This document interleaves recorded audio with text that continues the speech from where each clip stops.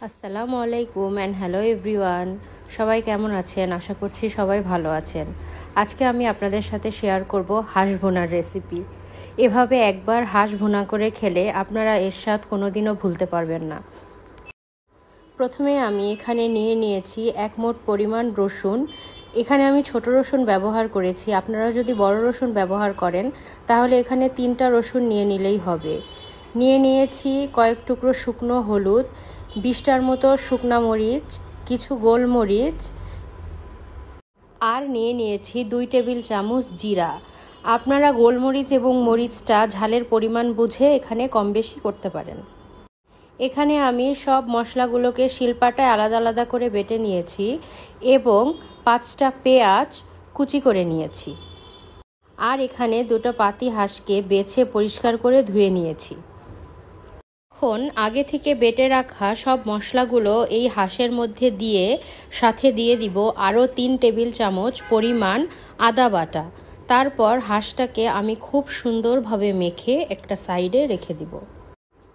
এখন আমি চুলায় একটি প্যান বসিয়ে তাতে দিয়ে দিব 1/2 কাপ পরিমাণ সরিষার তেল।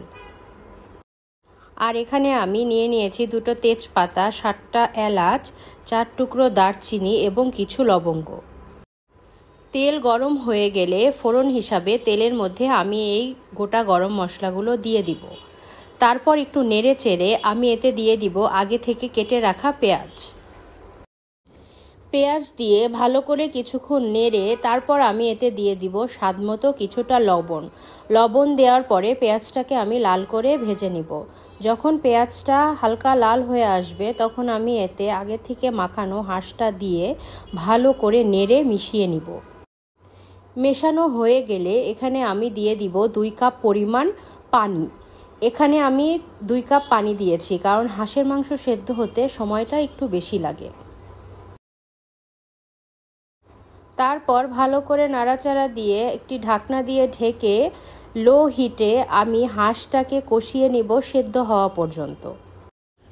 হাঁসের মাংস সেদ্ধ হতে সবসময় একটু সময়টা বেশি লাগে, তাই আমি এখানে বারবার নাড়াচাড়া করে নিব যাতে করে নিচে লেগে না যায়। নিচে মশলাটা লেগে গেলে স্বাদটা ভালো হবে না। এভাবে আমি ঢেকে নেড়ে কষিয়ে নিব হাঁসটা সেদ্ধ হওয়া পর্যন্ত। হাঁসের মাংসটা যখন মোটামুটি সেদ্ধ হয়ে আসবে তখন আমি এখানে দিয়ে দিব কয়েকটা আলু, যেগুলোর আমি খোসা ফেলে ধুয়ে রেখেছিলাম।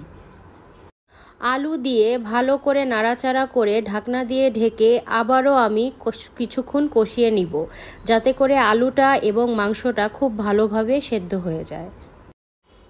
এ পর্যায়ে যখন আলু এবং মাংস দুটাই খুব ভালোভাবে সেদ্ধ হয়ে যাবে তখন আমি এতে দিয়ে দিব 1 কাপ পরিমাণ গরম পানি। এরপর ঢাকনা দিয়ে ঢেকে আমি আরও 10 মিনিটের মতো মিডিয়াম হিটে জাল করে নেব। এই 10 মিনিটের মাঝে আমি একবার ঢাকনাটা খুলে ভালো করে নাড়াচাড়া দিয়ে নিয়েছি যাতে মশলাটা নিচে লেগে না যায়। 10 মিনিট পরে ঢাকনাটা খুলে নিব।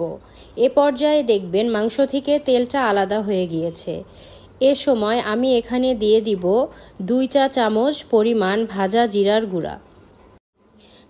গুঁড়া দিয়ে ভালোভাবে মিশিয়ে ঢাকনা দিয়ে লো হিটে আমি আরও 5 মিনিটের মতো এটাকে ফুটিয়ে নিব। 5 মিনিট পরে চুলার আঁচটা বন্ধ করে গরম গরম পরিবেশন করতে পারেন এই হাঁস ভুনা। আমি আপনাদেরকে কথা দিচ্ছি, একবার কেউ এভাবে হাঁস ভুনা রান্না করে খেলে আপনাদের সারা জীবন এর স্বাদটি মনে থাকবে। রেসিপিটা যদি ভালো লেগে থাকে আমার পেজে একটি লাইক এবং ফলো করে দিবেন। আল্লাহ হাফেজ অ্যান্ড বাই এভরিওয়ান।